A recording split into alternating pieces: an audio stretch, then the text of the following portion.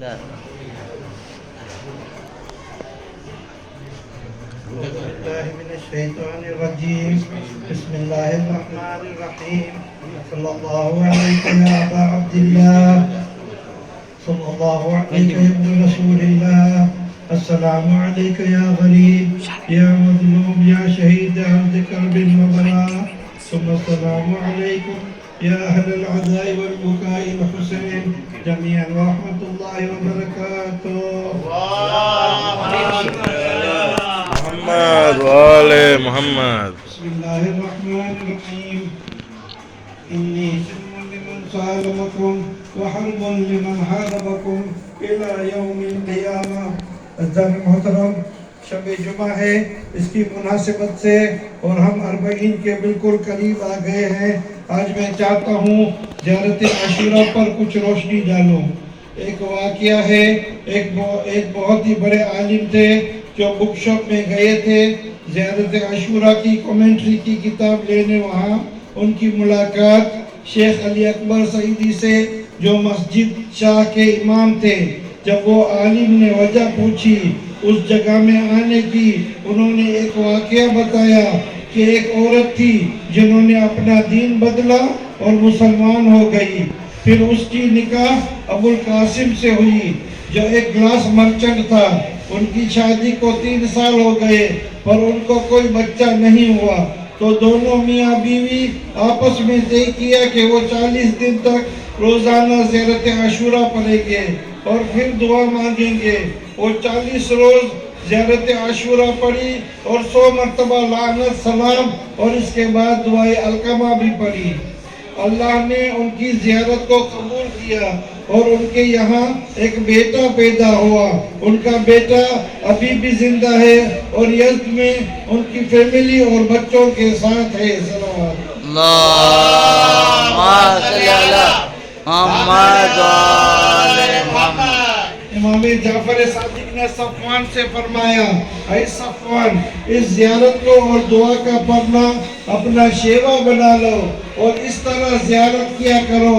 بس ضرور میں ضامن ہوں خدا کی جانب سے ہر اس شخص کے لیے جو اس طرح زیارت کرے اور اس طرح دعا کرے دور یا نزدیک سے، تو اس کی زیارت قبول ہوگی اور اس کا سلام حضرت پاک کو تک پہنچ جائے گا اور نہ مقبول نہ ہوگا.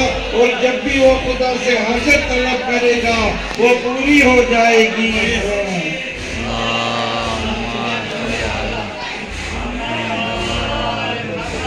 اے صفوان، میں نے اس ضمانت کے ساتھ یہ زیارت والد گرامی امام علی بن حسین سے سنی. انہوں نے ضمانت کے ساتھ اپنے والد امام حسین سے، انہوں نے اس ضمانت کے ساتھ اپنے والد بزرگوار امین المومنین سے، انہوں نے اسی ضمانت کے ساتھ جناب رسول خدا سے، انہوں نے اسی ضمانت کے ساتھ جبرائیل سے، اور جبرائیل نے اسی ضمانت کے ساتھ یہ زیارت خداوند عالم سے سنی ہے. یقیناً حق تعالی نے اپنی ذات مقدس کی قسم کھائی ہے کہ جو شخص یہ زیارت پڑھ کر امام حسین کی زیارت کرے دور سے یا نزدیک سے، پھر یہی دعا پڑھے تو میں اس کی زیارت قبول کروں گا، اس کی ہر طلب پوری کروں گا، وہ جتنے بھی ہوں اس کا سوال پورا کروں گا اور میرے بارگاہ میں مایوس و ناکام نہیں پلتا جائے گا بلکہ وہ روشن واپس جائے گا. اس کی حاجت روا ہو جائے گی. وہ حصول جنت میں کامیاب اور جہنم سے آزاد ہوگا. میں اس کی شفاعت قبول کروں گا سوائے دشمن اہل بیت کے.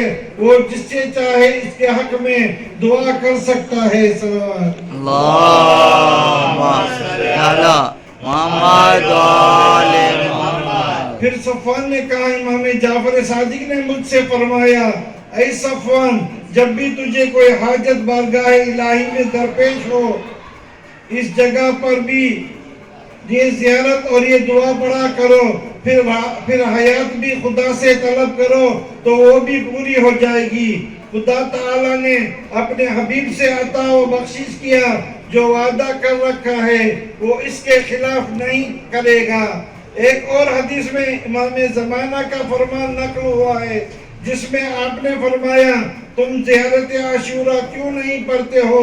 عاشورہ عاشورہ عاشورہ، لہٰذا اس کے علاوہ زیارت عاشورہ کے بے شمار فوائد ہیں، مومنین اور مومنات اس کو پڑھ کر فائدہ حاصل کر سکتے ہیں، اس زیارت عاشورہ کو پڑھ سکتے ہیں، اس سے سب کی دلی مراد پوری ہو سکتی ہے۔ صلوات اللہم صلی علی محمد وآل محمد۔ جہاں تک مولا کی زیارت پر جانے کا سوال ہے، جو لوگ زیارت پہ گئے ہیں اللہ ان کی زیارت بھی قبول کرے گا۔ یہ اس کی زمانے کا وقت ہے جب 10ویں امام کے زمانے میں زیارت پر جانے کی پابندی تھی۔ ایک بڑھیا بھی زیارت پڑھنے کے لیے جا رہی تھی، اس کو پل پر روکا گیا، اس کو یہ کہا گیا کہ تمہیں نہیں معلوم اگر تم زیارت کو جاؤ گی تو تمہیں ایک ہاتھ کٹوانا پڑے گا۔ اس نے اپنا بایاں ہاتھ آگے کر دیا، پولیس والوں نے کہا دایاں ہاتھ آگے کرو، اس نے پھر اپنا بایاں ہاتھ آگے کر دیا۔ ضعیفہ اکیلی تھی، جب پولیس والوں نے ضد کیا تو اس نے اپنا پردہ ہٹا کر بولا تم کیا سمجھتے ہو میں ہاتھ کٹوانے سے ڈرتی ہوں؟ پچھلے سال میں نے دایاں ہاتھ کٹوا دیا ہے، اس سال میں اپنا بایاں ہاتھ کٹواتی ہوں۔ ہاتھ کاٹنا ہے تو کاٹ دو، مگر میں مولا کی زیارت کے لیے ضرور جاؤں گی۔ اب یہ آپ اس کا ہاتھ غصے ہو گئے جب پولیس والوں نے اس کو پل پر سے دھکا دے دیا کہ وہ پانی میں گر جائے۔ اس کے ساتھ جو زیارت کرنے والے تھے وہ بہت مایوس ہو گئے کہ اب اس ضعیفہ کو پل بغداد میں پھینک دیا ہے تو اب اس کا کیا حال ہوگا۔ جب قافلہ کربلا میں پہنچا تو انہوں نے دیکھا وہ ضعیفہ روزے پر بیٹھی ہوئی زیارت کر رہی ہے۔ اس سے پوچھا گیا کہ تمہارے ساتھ کیا ہوا تھا؟ تب اس معظمہ بڑھیا نے کہا تھا کہ میں پانی پر تو پہنچی ہی نہیں، جب دشمنوں نے مجھے دھکا دیا تھا تب میں پانی پر نہیں پہنچی، کسی نے میرا ہاتھ پکڑ لیا تھا، کسی نے مجھے سنبھال لیا تھا اور مجھے روزے تک پہنچایا۔ جب میں نے اسے کہا تم نے مجھے روزے تک پہنچایا ہے تو تمہارے ہاتھ میں ان کے بوسے دینا چاہتی ہوں، پہنچانے والے نے یہی کہا تھا اگر میرے ہاتھ ہوتے تو میرے سکینہ کو تمانچے نہ لگتے۔ صلوات اللہم صلی علی محمد وآل محمد وعجل فرج۔ ہاں ذاتارو، میں نے مختصر کیا، آج دل چاہتا ہے 19 صفر کی رات ہے، 40 کی رات قریب ہے، میں چاہتا ہوں آج مولا حسین کا پرسہ دے بی بی سیدہ کو۔ ہاں عزادارو، آج دل چاہتا ہے ہمارے مولا کو یاد کرے۔ مولا آخری رخصت کے لیے خیمے میں آئے، آواز دی یا زینب و یا ام کلثوم یا رقیہ یا سکینہ علیکن منی سلام، تم سب پر میرا سلام ہو۔ سب کو رخصت کیا، شہزادی زینب کو اپنا گھر سونپا اور کہا میری بچی سے خبردار رہنا، میرے گھر والوں کے خبردار رہنا، سارے گھر والوں کو بہنا تمہیں سونپا، تمہیں اللہ کو سونپا۔ اور پھر بہنا سے کہا مجھے سید سجاد کی خیمے تک لے چلو۔ ارے سجاد بیماری میں پڑے تھے، بابا رخصت کے لیے آئے۔ شہزادی نے اٹھایا بیٹا بابا رخصت کے لیے آئے۔ ارے بیمار نے آنکھیں کھولی اور پوچھنا شروع کیا بابا یہ کیا حال ہے، میرا عباس کہاں ہے، کہاں مارے گئے، حبیب کہاں ہے، کہاں مارے گئے۔ ارے سید سجاد ایک ایک کو پوچھتے رہے اور یہی بتایا مولا نے سارے مارے گئے۔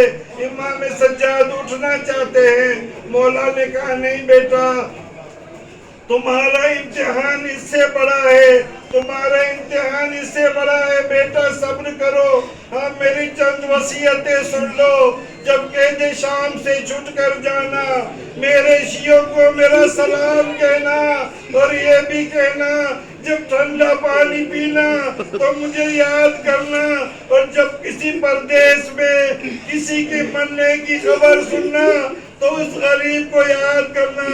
ارے 10 محرم کی نماز عصر کا وقت تھا، سکینہ سے رخصت ہوئے، سکینہ باپ کے سونے پر سونا چاہتی تھی، مگر اس نے خواب دیکھا، بی بی کہہ رہی ہے بابا کو اب نہ روکو، ہاں زیادہ رو، آخری جملے سن لیجئے۔ 10 محرم کی نماز عصر، ظہر کا وقت ختم ہو چکا، عصر کی تیاری، حسین آخری سجدے کے لیے سجدے میں آئے، کیا خوب لڑے، فاتح خیبر کا لال تھا، کیوں نہ لڑتا۔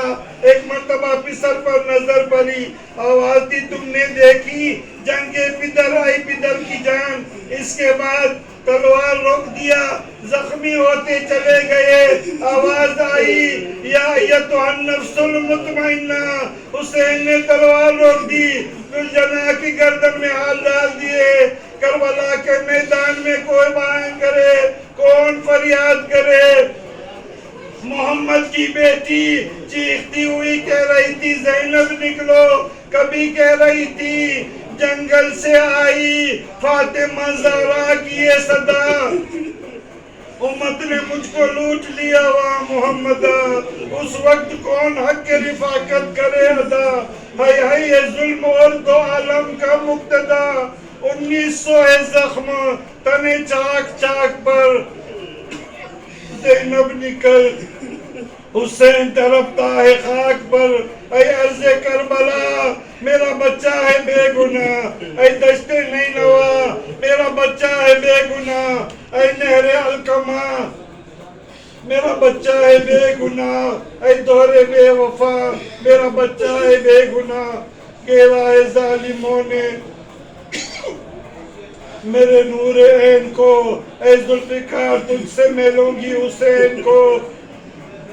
حسین پشت ذوالجناح پر جھک رہے تھے، زخموں سے چور، مولا حسین کا بدن نہ زین پر تھا نہ زمین پر تھا، تیروں پر معلق تھا، بہن 70 قدم کے فاصلے پر دیکھ رہی تھی، مولا حسین نے ہاتھوں کا اشارہ کیا، ابھی خیمے کے در پر پہنچی تھی، زمین کو زلزلہ آ گیا، سیاہ آندیاں چلنے لگی، منادی نے ندا دی، الا قد قتل الحسین بکربلا، الا قد ذبح الحسین، ماتم حسین۔